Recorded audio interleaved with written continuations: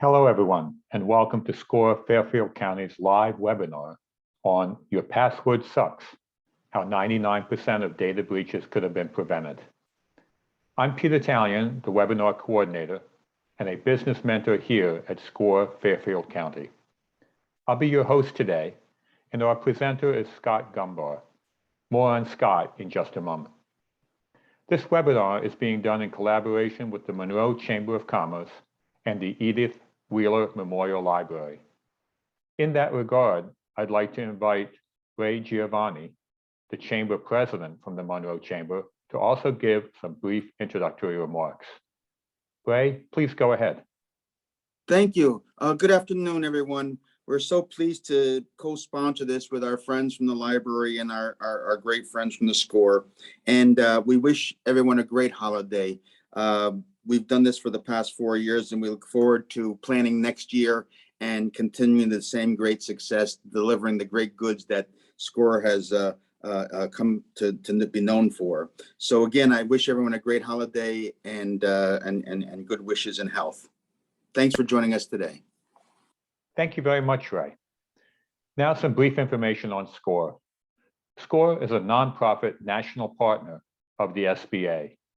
Locally here in SCORE Fairfield County, we have about 100 volunteers with a wide range of industry, process, and subject matter expertise. We offer 3 primary value-added services to small business owners. Number 1, free one-on-one counseling. This can be face-to-face, video, telephone, email, which can be accessed via Request Mentor link on our website or via the link on the screen. We also do educational workshops and webinars, over 100 a year. And we have extensive resources on our website, including a network of subject experts at your disposal. Our next live webinar is Wednesday, December the 15th at noon, and the topic is Intellectual Property Basics for Businesses, with Harvey Hoffman presenting. Look for the specifics on fairfieldcounty.score.org. We also have a large number of archived webinars on a wide range of business topics that can be viewed on demand via our website. Some information about today's event. We have set aside time for Q&A at the end of the presentation. If you have a question, please use the Q&A button at any time during the presentation. You can find the Q&A button in the middle of the lower part of your screen. Our webinar will end sharply at 1 p.m. to respect your time. The session is being recorded, and the link to the recording will be available at fairfieldcounty.score.org within the next couple of days. Now it's my great pleasure to introduce our speaker for today, Scott Gombar. Scott is the owner of Nwaj Tech, which provides proactive IT services while keeping customer service and security at the forefront. He has been in IT for more than 20 years and has done webinars and seminars on cybersecurity topics such as phishing mitigation, ransomware protection, and password security. Scott is the chair of the Cybersecurity and Tech Committee for the New Haven County Bar Association and the Mid-State Chamber of Commerce. I'll now turn it over to Scott. Scott, it's all yours. Thank you for the introduction, Peter. And welcome everyone to Your Password Sucks. Putting it bluntly and plainly so that everybody kind of gets the picture. Your password is probably not cutting it, and you'll see why as we go through this presentation. Along with what Peter mentioned, I also am a member of the 405D Federal Task Force, which helps, which only goal is to improve cybersecurity within healthcare. Member of NIST Privacy Work Group. NIST is, I never remember what NIST stands for, but they're a big part of science and technology. I'm sure that's what the S&T stand for. And of course, I'm a baseball coach, probably the most important thing. So I have a question before we get started, and I don't know if how we could do this. Normally I would put it in the chat, maybe in the Q&A. Peter, might be the way to go here, but how far away do you live from where you were born? So if you could just comment on that, and we'll come back to that towards the end of the presentation. So I'm going to start with a quick story. This is so a friend of mine owns a roofing company here in Connecticut, Central Connecticut. And typically when he prices out a quote to replace a roof, he requires a deposit of 50% of whatever the quote is. And recently he was working with a homeowner who approved the quote, and he let him know half of the price of the quote would be $3,500 for whatever work they needed to do. And a day or two later, the homeowner sent him an email asking if it was okay if they paid by Venmo. He did not have a chance to reply to the email, and an hour later, supposedly the person emailed him again saying, "That's okay, I'll pay you a different way." Well, it turned out what happened was somebody gained access to the homeowner's email and created another email account that looked almost identical to the email account that was emailing my friend, and got her, the homeowner, to pay $3,500 to somebody different on Venmo. So they inserted themselves in the middle of the conversation and had her believe that she was talking to the roofer, and my friend, that it was the client that was sending him emails. When we compared the original email to the email that sent the last email, there was one difference, and that was the letter I in the middle of the email. So hard to see. If you're looking quickly, you probably will miss it. This is called a business email compromise. And this happens a lot with municipalities, a lot with real estate attorneys and real estate transactions. And a lot of times, thousands or tens of thousands of dollars get transferred to the scammers, to the wrong account. And a lot of times it's not recoverable. I don't know what happened. I offered my assistance to the homeowner to help her out. She filed a claim with Venmo. I don't know if Venmo returned the money or what they did. I'm not really sure, because I never heard back after that. But initially, she blamed the business owner, my friend. And so you can understand how something like this can create a bad reputation for a business if we're not following best practices when it comes to cybersecurity. And Connecticut is now incentivized adoption of a cybersecurity framework. So it's really important to follow best practices and guidelines to prevent yourself from falling into a similar scam or something even worse. 99% of all data breaches could have been prevented with better password policies. So we're going to go over what that looks like shortly, but this is in fact true. Data breaches often occur after a ransomware attack. Ransomware attacks, if you're unfamiliar, ransomware attacks will launch malware on your computer and usually spread through your entire business network and encrypt all of your files. But before they do this, they steal all of your data and store it somewhere else on the dark web. And this way, if you try to ransomware ultimate is looking for a payment, and if you try to avoid paying, they will then say, well, if you don't pay, then we're going to tell your clients all your data is exposed and it's out here on the internet. And they will go so far as to call up your clients and tell them, did you know that XYZ Corp had a data breach and their data is now in our hands? This has happened. This happens a lot with a lot of the businesses that have compliance, like law firms, healthcare, financial. They get the data and then they threaten to expose your business to the rest of the world, and that they have your data and you're going to have to pay in order to prevent them from sharing it with the rest of the world. The U.S. CISA, and the CISA is cybersecurity infrastructure and security agency, and it is a federal agency in the United States, and most countries have something similar now.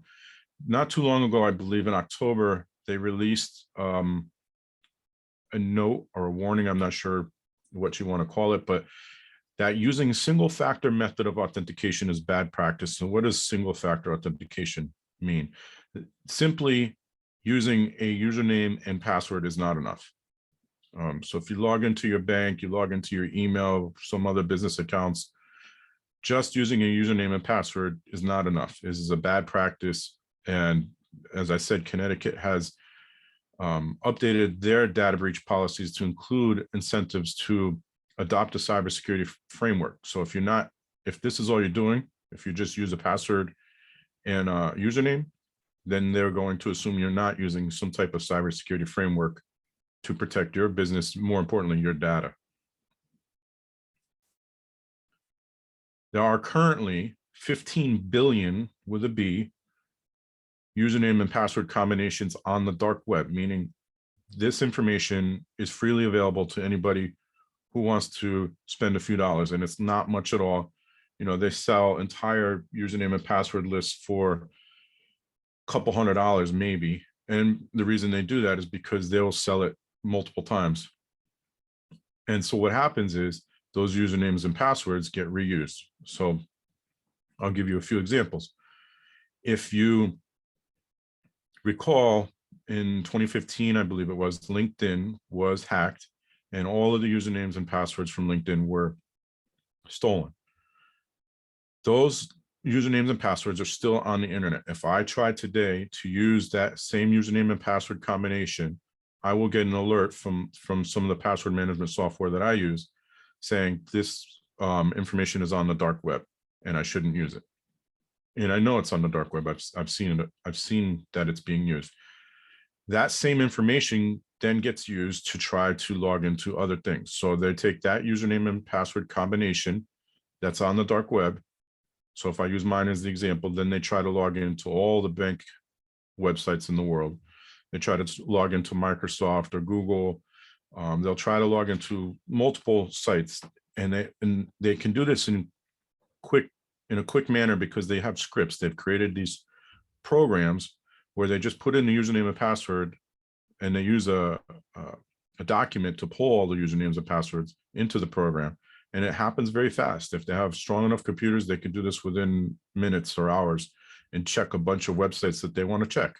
And what they're doing is it's similar to going to someone's house and opening the car door, which we see happening a lot now, just to see if the car door is locked. It's the same idea. They're jiggling the handle and see what pops, what account opens up, and then they go in there and create some more damage, wreak some more havoc. Another example of this is, you may remember, I think it was the beginning of this year, where they talked about Ring cameras, which is owned by Amazon, Ring cameras that were being hacked. That actually was not an accurate statement. They were not being hacked. What happened was those usernames and passwords that are already on the dark web somewhere were being tried against Ring camera accounts, and they were, in some cases, successful in logging in. This is why one of the things we'll learn in a few minutes is that reusing passwords and reusing credentials in general is a bad idea on the internet. So Amazon was not at fault for that. There was one misstep, and that was that they didn't enforce multi-factor authentication, which we'll also talk about in a minute. But so people's cameras that, in some cases they were watching their children, they were being used as a nanny cam, security cameras and so forth, were compromised because they were reusing passwords that were already hacked and on the internet somewhere. So if you put this into perspective, there are roughly 7.5 to 8 billion people on the planet. That means every person on the planet has 2 passwords on the dark web. And I can actually run reports to show you whether or not you have passwords on the dark web. And people are often surprised that their password is on the dark web. In fact, I'll give you a website you can check for free on your own. How long does it take to crack a password? So to crack a password means brute force a password. So if I go back to the car as the example, my car is locked. So now somebody takes, back when I was a kid, they used to use a jimmy, and you would pry the lock open with the jimmy. Nowadays, they use they have tools that they could buy about $200, and they can walk around. And if your car is within, probably a few dozen feet, if your keys are within a few dozen feet of the car, they can use this tool to unlock your car with the key. This is why they suggest keeping your keys in a Faraday bag or a metal box or something like that. So this is the same idea. We're using software to figure out what the password that somebody is using is. And so this is how long it takes. If you use a 7-character password, it takes less than a second, 29 milliseconds. If you use 8-character passwords, significantly more time, 5 hours, but that's still not unreasonable for a hacker to try. If it's 8 characters it's only going to take them 5 hours, they might spend the time doing that. 9 characters, 5 days. Again, they will probably still try. 10 characters, 4 months, 11 characters, 10 years, 12 characters, 200 years. Now, I don't know anybody who's going to spend 200 years trying to crack a password, mostly because none of us will be here in 200 years, but they may still try. And so if we make it harder for them to do this, then they're less likely to try. So the more characters you use, the better off you will be. In addition to that, quantum computing is coming. So Google already has the capability, China already has the capability, and this will significantly change password cracking. Along with that, some companies, and it will increase as we go through time, but some companies are moving away from passwords altogether. If you have a Microsoft account, you may have noticed they no longer, or they are still using passwords, but they're starting to move away from it. And what they're doing is they're using an app on your phone to authenticate rather than a password. So you have to show you are who you say you are by proving you have a device that you set up ahead of time.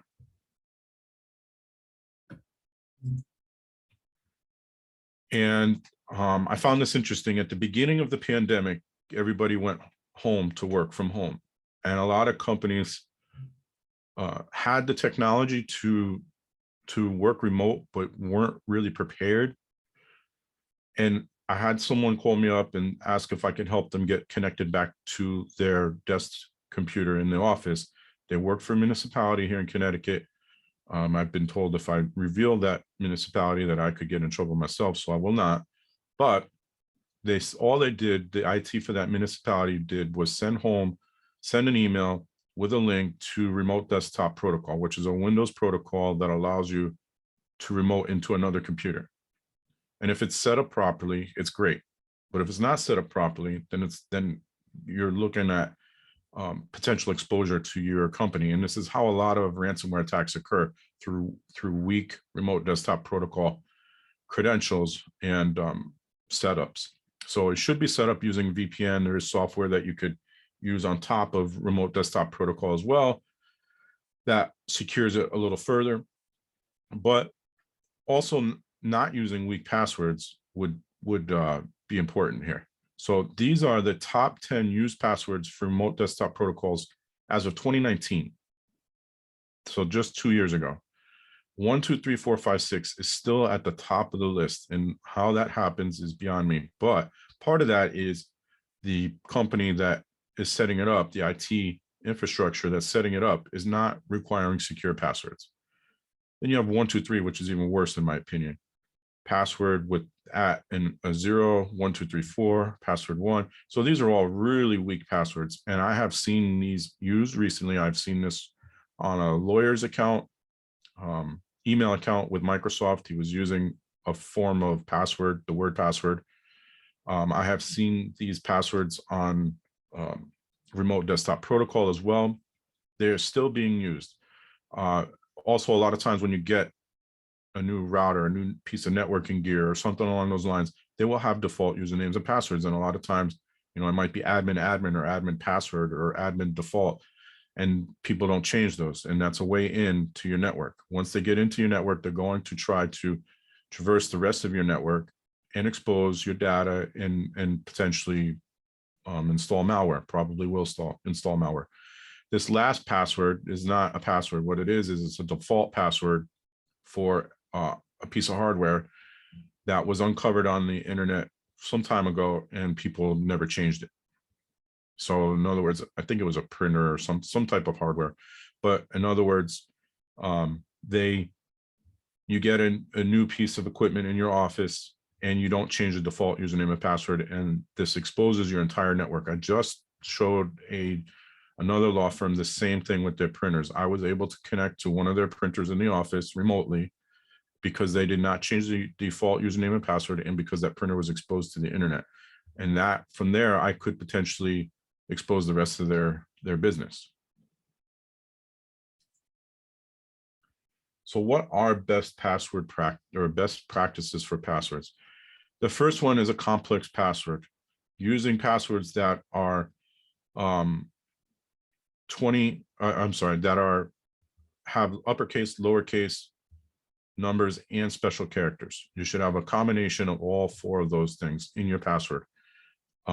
This makes it much more difficult to crack with today's software, but more importantly, it makes it harder for people to guess.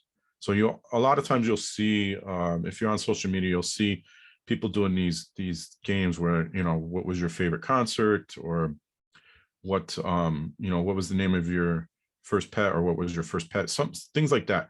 These are security questions, but often also used in password combinations. And I've seen that as well. I've seen people use their pet's name in the password, or the children's birthdays in the passwords. And these are bad practices, because that information is not hard to find on the internet.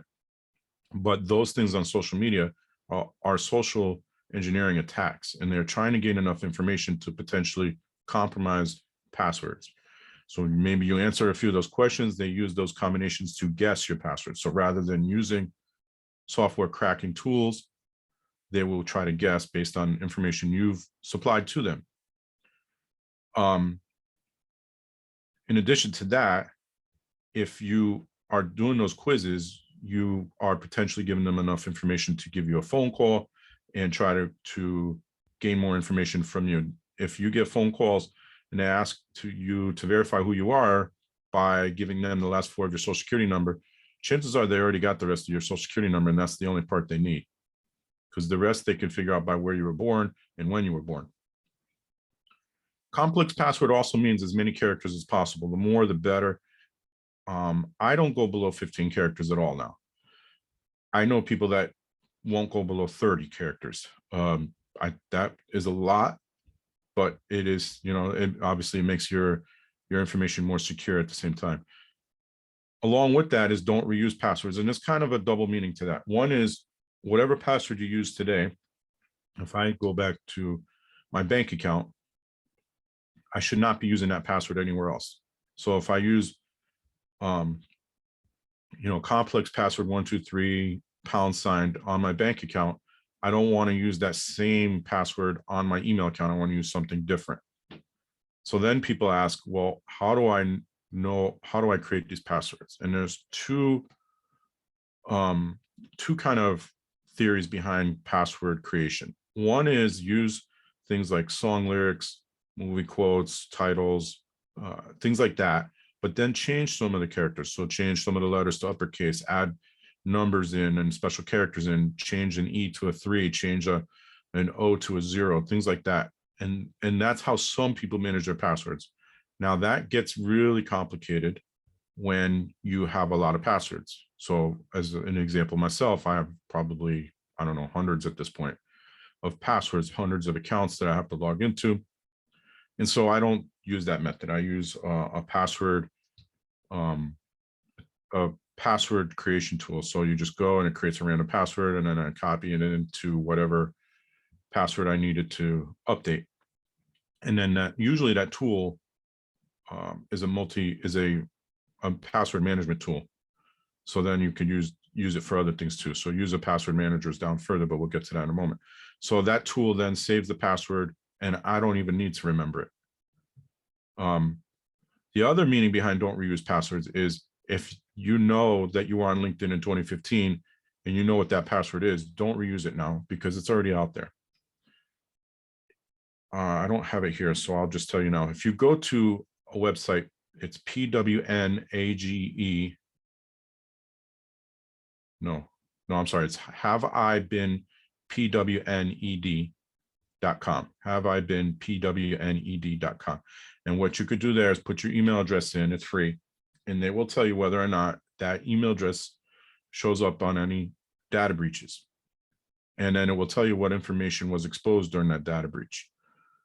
So that is another way to kind of monitor. It's not proactive, you know, it's a one-time check, but I believe they offer a service to monitor it proactively. And that will tell you what password, if that password was exposed, and then don't use it going forward. When you change your passwords, don't reuse passwords. I know a lot of companies have a tendency to say, well, okay, you can't reuse the last 6 passwords or something along those lines.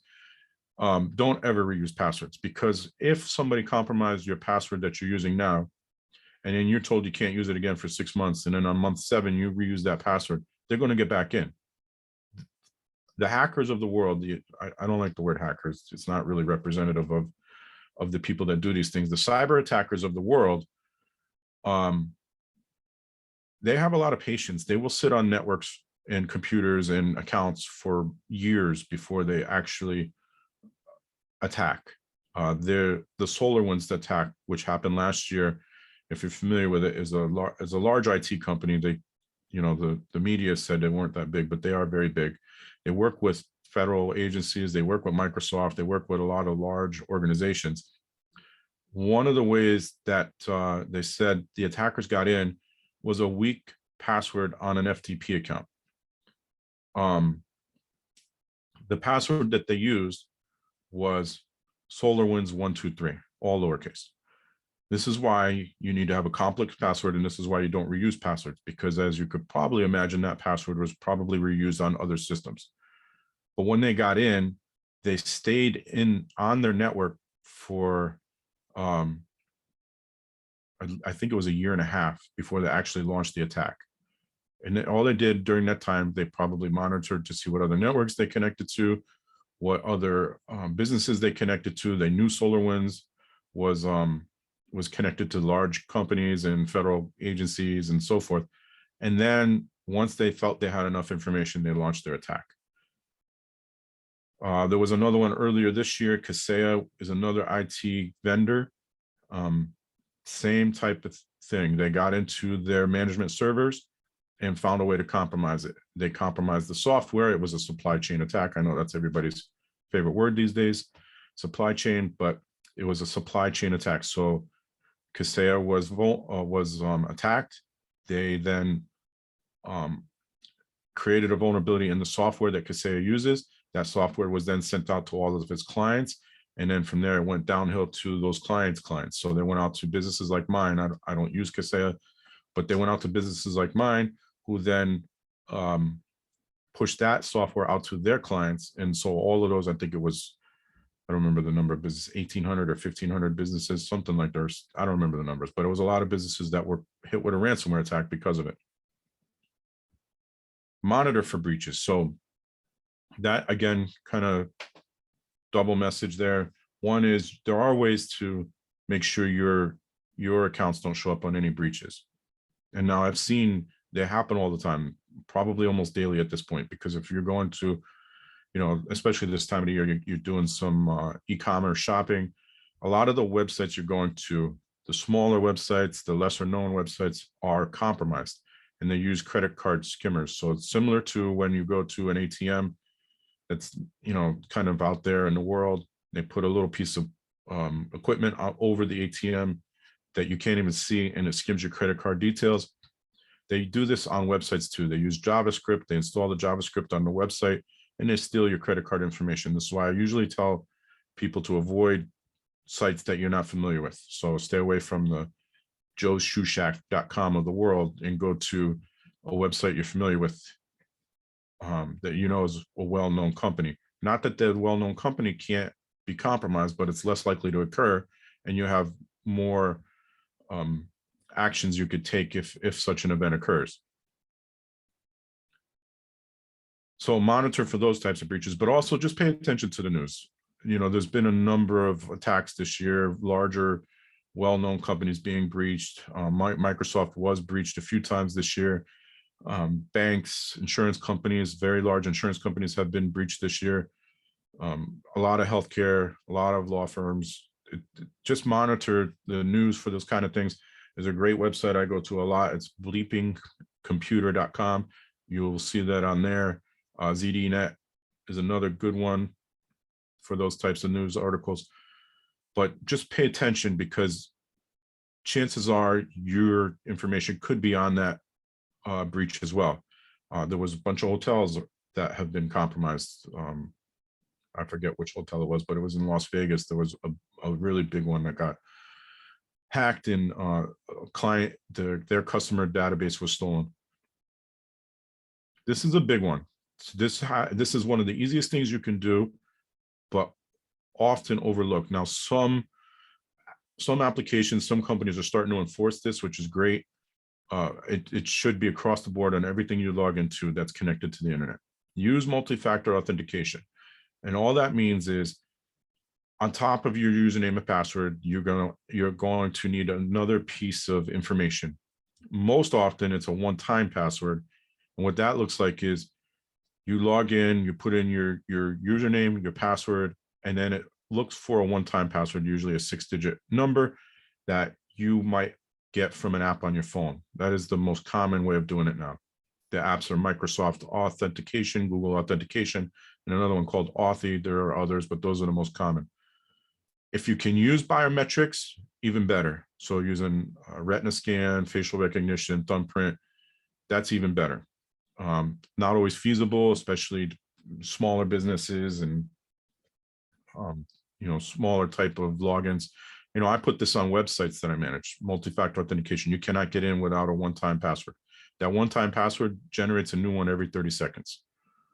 So unless somebody has compromised your phone, they will not have access to this. There are also hardware tokens, but that can get expensive pretty fast. The easiest way to do it is with an application on your phone, on your smartphone. Some websites still do text messaging. I don't recommend that. It is not as secure, but if it's the only option, it's better than no option. This should be on everything. And so I tell people this, and they say, well, why do I need it on my Facebook account or my Twitter account? Well, I would almost guarantee that everybody on this webinar right now has experienced when somebody's Facebook account gets compromised and they start receiving messages. When people fall for those messages, I've gotten them from other people. Those accounts were compromised because they did not have multi-factor authentication. And so what happens is if I get a message from a friend of mine saying, hey, can you send me some money? I need some money to help me out. I might send that money, or they send a link. And I've seen this, I believe about a year ago, this started happening, maybe a little more. There were videos being passed around from on Facebook saying, is this you in the video? And then you would click on the link and it would take you to a malicious website. It's really that easy. There was, software this year alone, zero click software, meaning software that would be downloaded to your Apple iPhone and you didn't have to do anything. It would crack your phone and send data to someone else out there in the world. They fixed it, Apple fixed this, but you didn't have to even interact with it for it to work. And so this is where we're at in the world, and it's going to probably get worse before it gets better. Having multi-factor authentication set up and with using biometrics wherever possible is the way to prevent some of that, a lot of that. In fact, 99% of it. 99% of the breaches that have occurred could have been prevented with multi-factor authentication. I see it at least a few times a week with healthcare providers. Their email accounts are phished, meaning somebody sends them a link, tricks them to logging in, and they log in, and now their account has been compromised. If they had multi-factor authentication, that would not happen. Use a password manager. I use LastPass. I have no skin in the game, so if you don't want to use LastPass, fine. There's a lot of other ones out there that you can use. I think OnePass or OnePassword, something like that, is out there. There are a bunch of them. So LastPass is a website. It's lastpass.com, and a lot of them are websites. And one of the questions I get a lot of is, well, what happens if they get hacked? The good news is your passwords are encrypted on that website. So if they do get hacked, it's not going to do them any good because everything is encrypted. And if you're using all of these measures, complex password, multi-factor authentication, and so forth, then they're not going to be able to figure out what your passwords are. There are tools out there that can crack the encryption, but extremely unlikely if you're using complex passwords and multi-factor authentication and things like that. The bad news is if they get hacked and they don't recover, then you might lose all those passwords. So you'll be resetting a lot of passwords, but the alternatives is better than the alternatives. There are also computer-based and phone-based password managers that don't connect to the internet. Those are fine as well. The only drawback to that is if I have a computer-based password and I'm not at home or at the office where that password manager is, I don't have access to the password. One of the more well-known ones is KeePass, and it's spelled K-E-E Pass. That's one of the more well-known computer-based, and I believe they do have a phone app as well. Stop oversharing, and I mentioned it earlier. The more information you put out on the internet, the more likely it is people can gain enough information about you to try and compromise passwords or compromise your accounts. Now, I know it's almost impossible to not have something out on the internet these days, but I'll give you some examples. I spoke last month at another group, and someone told me, someone in that group said, I was told that if I use an old address as my password, that this is okay. No, I can look up your information on the internet and probably find an old address that you used to live at or that you're associated with. It's not that complicated. In fact, a lot of times when you are applying for things and they want to verify that you are who you say you are, they will list off some addresses and ask you to check off the one that is associated with you. So this information is freely available. Any easy background check tool will come up with all of that information. And this is bad advice. Do not use an old address as a password. But you may also be sharing this information somewhere. You know, if I share that, I don't know, what my favorite concert was, or what the first concert I went to was, or what my first dog's name was, or, you know, how I came up with my children's name, or whatever it might be, I'm oversharing. If I post to social media, this is really important, while I'm out of town, if I post, you know, I was in DR in April. If I post while I'm in DR that I'm in DR, I'm opening myself up to potential social engineering attacks, potential theft, robbery, you know, things like that. People, my address is on the internet. I know it is. If people look me up, they'll find my address, maybe show up at my house. So don't share that while you're away. When you come back, different story, you're already home. And I'll post those pictures. Pictures do have geolocation information built into them, so you can get that information from the pictures. Don't use personal info in your passwords. Again, I mentioned this earlier. Don't use your children's names, your birthdays, your wife's name, your husband's name. Don't use any of that information in your passwords. Don't use your username in the password. So if my username is Scott Gombar, don't use Scott Gombar in the password. A lot of apps will actually prevent that now, but don't just, you know, if they don't prevent it, then don't use it. Don't store passwords in browser and apps. Google Chrome is really known for this, but Firefox does it too. And a lot of browsers do this. They offer you the opportunity to store your password in the browser or app. So here's another story. I like stories. I had a CPA who couldn't remember the password for one of his applications that he logs into. Sure enough, I went on his computer, went into Google Chrome, looked up the passwords that he had stored in Google Chrome, and there was a whole bunch of them, dozens. And the password he was looking for was there, and we were able to log in. Google Chrome stores passwords. They actually have a password app as part of their browser. So does Firefox, so does Edge, which is what is the Windows browser. That's very useful, a useful tool. However, anybody with access to your computer can see this information.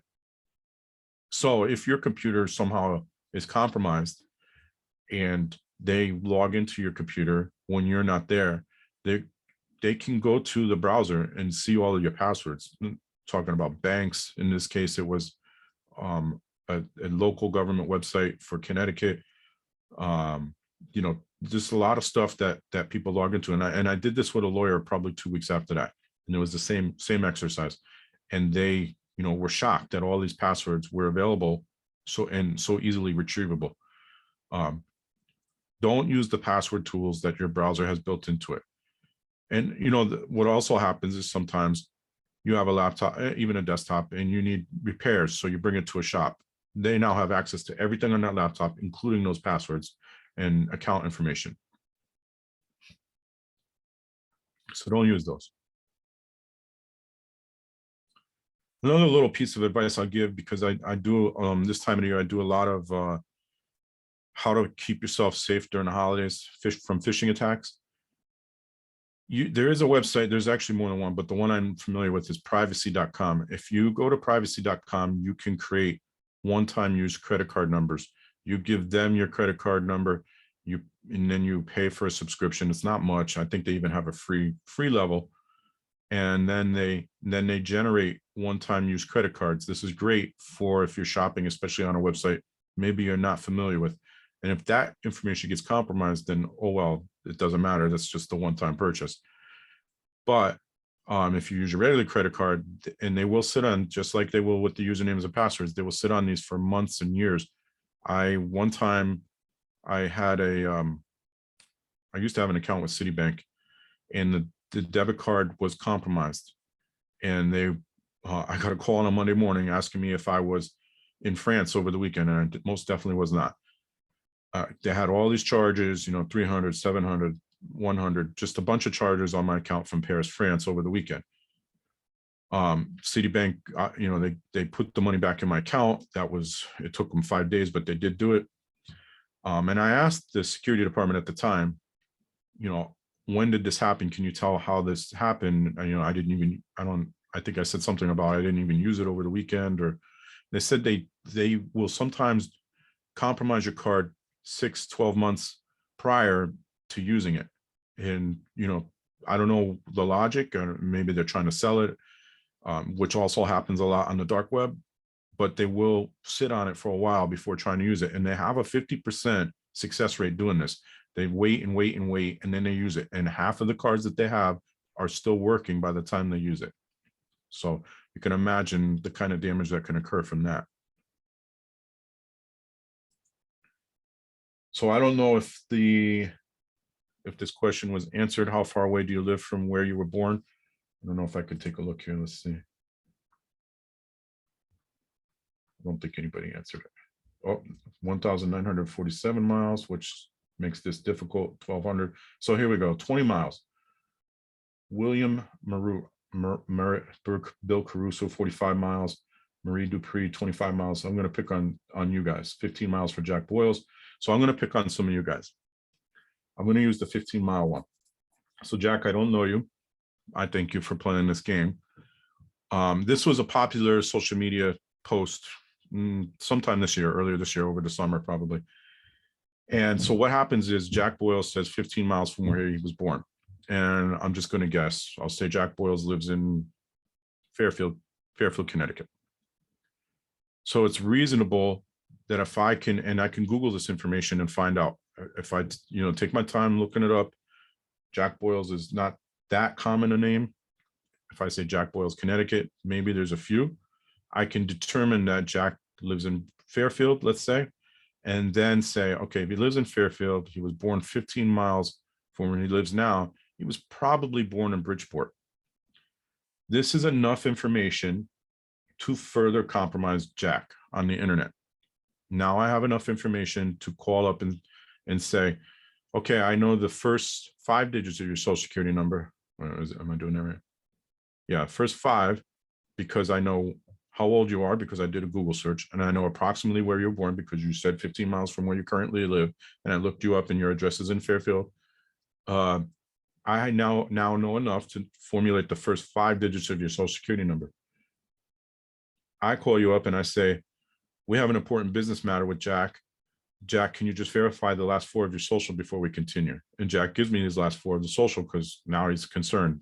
One of the biggest ways for them to compromise you, to phish you or socially engineer you, is elicit emotion, usually fear. So now Jack's like, oh, an important business matter. This is important. I got to help them out so we can get through this. And he gives us the last 4 of the social. They now have your full social security number, and they can now do a lot more damage than they could just a few hours ago. And so this is why answering questions like this on the internet is very dangerous. Don't answer it. Or if you really want to answer it, like right above Jack is Pete Stater. He said 5,000 miles. It's going to be almost impossible for me to figure out I don't even know if that's even possible on Earth, but that's almost impossible for me to figure out either way. 5,000 miles, I'm not even going to waste my time trying. I'm pretty much done, but I am going to be doing for the Mid-State Chamber of Commerce on January 25th, incentivizing cybersecurity framework adoption in Connecticut. I mentioned that earlier. There are going to be a few more of these. So if you can't attend January 25th, January 25th, then, you know, just connect with me and I'll help you figure out where else it's going to occur. I'll be doing the same for New Haven Bar in February. So if you are a member of New Haven Bar, then connect with me and we'll figure it out. Thank you, Scott. Will you use our remaining time for Q&A? There was a number of Q's and A's that came through on the Q&A feature. So let me summarize a couple of them and we can get started. The first one that our listeners would be interested in hearing is if you could repeat slowly the URL that you cited at the beginning of your talk in terms of finding out if your email and password were compromised. Could you give that URL again? Sure, it's have I been, and it's pwned.com, and I'll put it in the chat as well. That would be great. Let me go on to our next question, if I can, Scott. You talked a lot about password managers. Do you have recommendations on the better password managers, especially given that you said that saving your password in the browser is not a good idea? What Right. type of password managers would you recommend to our listeners? Again, not because I have any skin, I don't get anything from LastPass, but I use LastPass and I've never had any problems with it. There are some that seem to have a lot of technical problems, not that they've been compromised, but they sometimes aren't available for use. I've never had that a problem with LastPass. LastPass does have a free account that you can sign up for. And I don't know, I think the only limitation to the free account is you can't use it on multiple devices at the same time. But then even the paid account is very, very minor. I think it's $3 a month or something like that. Okay. That would be my choice. And if I was going to use one locally on my computer, it would be KeyPass. So LastPass and KeyPass. Yeah. Okay. Our next question is from a listener who wanted to know what your view was when you use trusted sites. They offer to remember your computer so that you do not need to use two-factor authentication in the future. What's your view and opinion in terms of having sites that you use often trust your computer so you don't have to use two-factor? The drawback to that is if somebody compromises your computer, which happens a lot more than it really should. If you may install a piece of software on your computer thinking it's very innocent and it gives somebody backdoor access to your computer. And so if they have access to your computer, they now can log into whatever that is that you've trusted without even figuring out what the password is. And a lot of times that's what they look for. So I would say don't use that feature. What you can do, and I do with some of the things I manage, is you can add your IP address so that it recognizes that you're logging in from your location. But again, that gives anybody who might be in your computer access to those things as well. Okay. So what you're recommending, it sounds like, is always use two-factor. Yes. Okay. Our next question comes from one of your listeners. And the question is, how can I delete the passwords that have been saved in my computer? And how do I cancel the autofill function? Yeah, there's settings in the browser that can do that. You can, we'll be here for, at least a few minutes if I go through it. And each browser is a little bit different. But if you go to settings, if you're using Google Chromes and go to setting, and I'm trying to remember where, I think it's actually called autofill, and go there and then delete everything from there and then turn it off. That will eliminate that. But they also have a password manager, and I don't remember exactly how to access it on Chrome, but there is a shortcut to do it, but it should be under settings as well. Okay, very good. And then there's a question in terms of how do the cyber criminals know how many characters that you are using in a password? Early in your presentation, you talked about how quick it is to crack, even 7 and 8 character passwords. how do the criminals know how long the passwords are? They might not, and so they might be guessing. But if they're going to try 7 and 8 before they try 9 and 10, because 7 and 8 take less time, and it will only take probably minutes to run through all of the 7-character passwords that you could possibly create, especially if you're only using letters. Okay. There's another question from a listener, just I guess curiosity question. You talked about social security numbers and being fairly easy to find out the first 5 digits of a social security number based on age and birth. Can you just give a little bit more details? That seems to have surprised a number of the listeners. I went through this exercise with someone once, and they showed a group of people how easy it was. And basically, if you take, and I'm probably going to butcher it a little bit, but if you take approximately the birth date and location of birth, you can establish the first 5. Like if you notice, I know a lot of people born around the same time I was born in Connecticut have the same first 3 digits of the social security number. I know like my wife wasn't born in this country.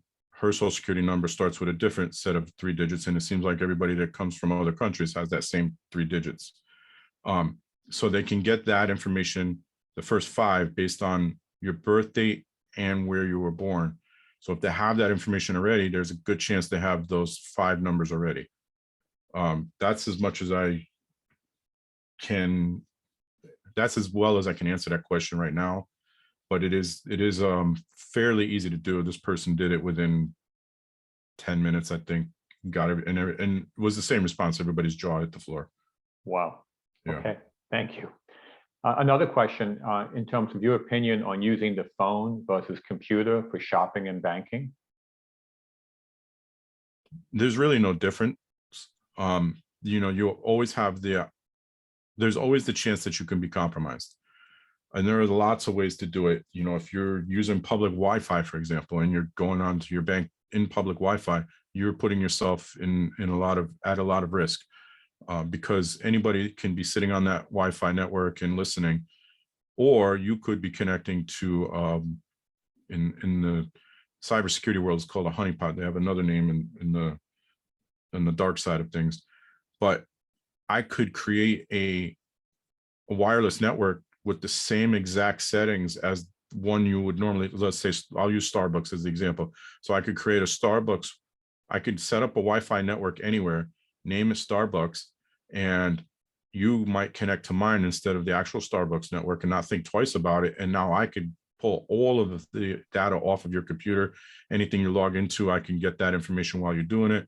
So that's part of the danger. And you're probably more likely to do that with your phone than you are with your computer. I don't think a lot of people are sitting in Starbucks working these days. The same with airport and hotel Wi-Fi. So that's the danger with any device.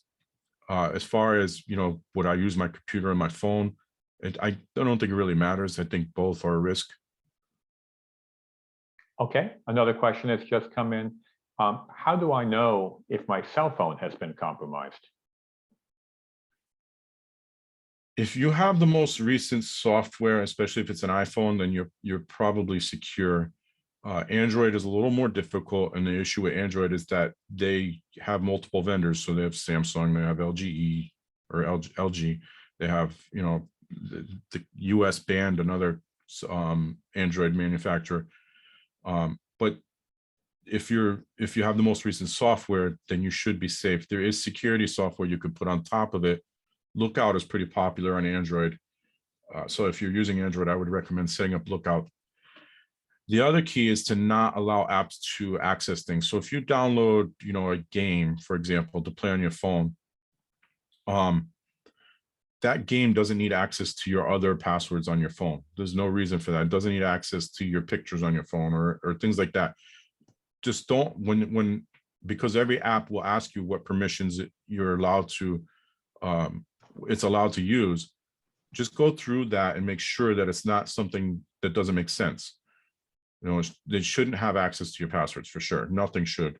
On the iPhone, you can go through your app permissions in the settings and just see if there's things there that don't make sense. A lot of things, a lot of the apps should not include geolocation, like just turn it off if it doesn't make sense. Again, you know, if you're, I suppose your bank might need your location, but you know, a lot of other apps probably not. If you're playing a game, it doesn't need to know where you are to play that game, unless you're playing Pokemon Go. Okay, and we have time for one last question. I will ask it. Can you talk a little bit about VPN? VPN is heavily advertised. VPN on your computer versus and VPN on your phone. What's your opinion in terms of using VPN? So there is two types of VPNs. There's the one VPN where it disguises your IP address, and that one is not going to secure you, as we've learned in the last few years. It's not going to secure you as much as you would think. And the reason is, if somebody pushes that VPN company enough, they will give up the information. And we've seen it a few times this year alone. The other VPN is something that would be set up by your company, or even by you maybe, where you can connect back to your office or back to your computer using that VPN connection. That is more secure than just using remote desktop protocol. And the reason is it encrypts your traffic and it relies on your authentication to connect to it. So nothing could be stolen, because if you're just using remote desktop protocol, another risk with that is everything is in clear text. So all the traffic going from you to wherever you're connecting to is transmitted in clear text. But if you have VPN on top of that, so you connect to VPN first and then remote desktop protocol, that data is now encrypted and nobody can sniff it out. There are tools, actually free tools, that you can use to sniff traffic. And if you're not encrypting it, then you're exposing everything that goes out over that traffic. Okay, and we actually have time for one last quick question. For solopreneurs who are building their own website, do you have a preference in terms of a website builder among Squarespace, WordPress, and a number of others, so that you reduce the likelihood of that website being hacked? So WordPress is what I use. I don't know enough about Squarespace or any others. I think Squarespace probably has some security features, but the others not so much. WordPress is the most targeted because it is the most used, but it also has tools. One of those being WordFence, that I would set up, is one of the first things I set up on a WordPress site, is WordFence, and then you could set up multi-factor authentication, and then to the point where you can also block out countries and IP addresses, and it will tell you if somebody, it will block repeated login attempts, failed login attempts, things like that. So WordPress is what I'm most familiar with. Again, it is the most targeted, but it also has, in my opinion, the most features to protect it.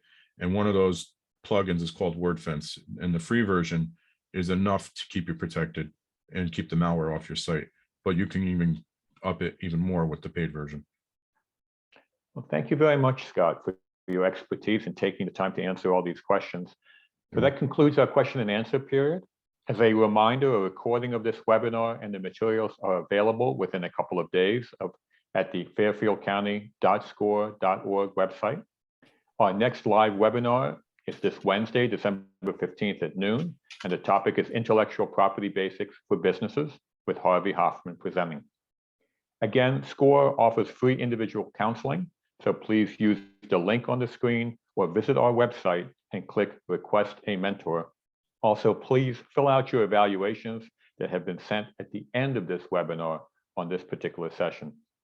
I would like to thank again the Monroe Chamber of Commerce and the Edith Wheeler Memorial Library for their help in planning this webinar with SCORE. And on behalf of SCORE, I'd like to thank you all for attending today's live webinar. In closing, a big thank you to you, Scott. Stay well, everyone, and enjoy the rest of your day. That concludes our webinar. Thank you. Thank you, everyone.